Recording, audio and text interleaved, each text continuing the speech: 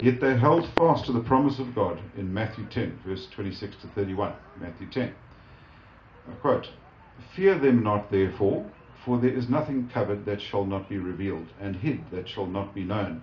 What I tell you in darkness, that speak ye in light, and what you hear in the ear, that preach ye upon the housetops. And fear not them that kill the body. Fear not them that kill the body, but are not able to kill the soul. But rather fear him which is able to destroy both body and soul." It goes on. "Are not 2 sparrows sold for a small coin?" A farthing, as they call it, a small coin. "But not one of them will fall on the ground without your Father in heaven knowing. The very hairs of your head are all numbered.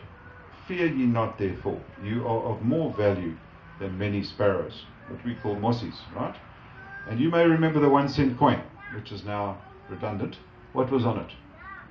2 mossies, the smallest coin. And how that came about was the woman who survived that camp approached the widow of the former president of the Free State, President Steyn, and requested her influence that the smallest coin to be minted in the country would have 2 sparrows on it. Mossies, from Matthew 10. And for 90 years, that was the tradition. The smallest coin had 2 sparrows on it. So, there is hope. Without hope, we cannot live. Do not lose hope. That is my message. And there were perhaps 100 people here today in this tent at any one time, at the most. But if they tell 10, and 10 tell 10. I was invited here via Facebook. I think it's a fantastic medium. My wife has just returned from the Caribbean. Her whole holiday, I was looking at her photographs.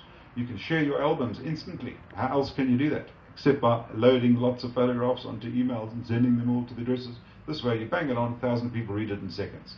Use the social media to get our message across, as has been done so successfully with Red October, with the fact that we're not prepared to stand for this. We're mad as hell, and we've had enough. But we're going to use the levers of the law to get this right. We cannot go and start destroying, burning, because then we know better than the oppressor. I did a tour of Ireland once, military history, promoting tours for the centenary of the Boer War, and I would take the opportunity after talking about the Boer War, because many of them served there, here, on both sides of the conflict. I would take the opportunity after the lecture to talk a little bit about what's happening in the country now, about how the farmers are being murdered, and the bad things going on, and some good things. And more than once, an Irish teenager would come up to me and say, "Oh, but aren't the Boers getting what they deserve, because of apartheid?" And my reply to them was, "Do you remember that bomb that went off in Armagh, your nearest town here, just a while ago, and blew those mothers with their prams to smithereens because they were Catholic or they were Protestant? Did they get what they deserved?" And they'd look at me, and it would dawn on them. And I said to them, terrorism is terrorism. That's it. You attack civilians, you're a terrorist. If you don't have the guts to take on the army, find another way. I believe this election will be a watershed. I believe that the DA is going to shed a lot of votes because people are not stupid and they realize that this party does not represent them. I'm talking about the Grain Mensa and the more conservative whites, shall we say. The DA said it straight. We do not represent minorities. We are not a party for minorities. They've got a bigger plan. If they shed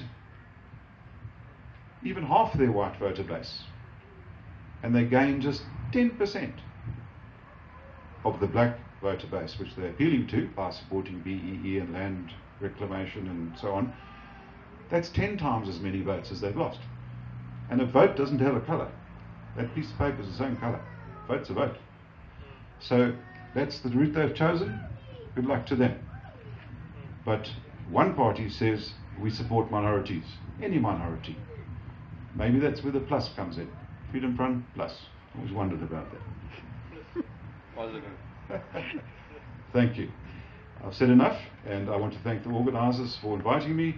If you do feel like grabbing a copy of the book, at the back we've got plenty.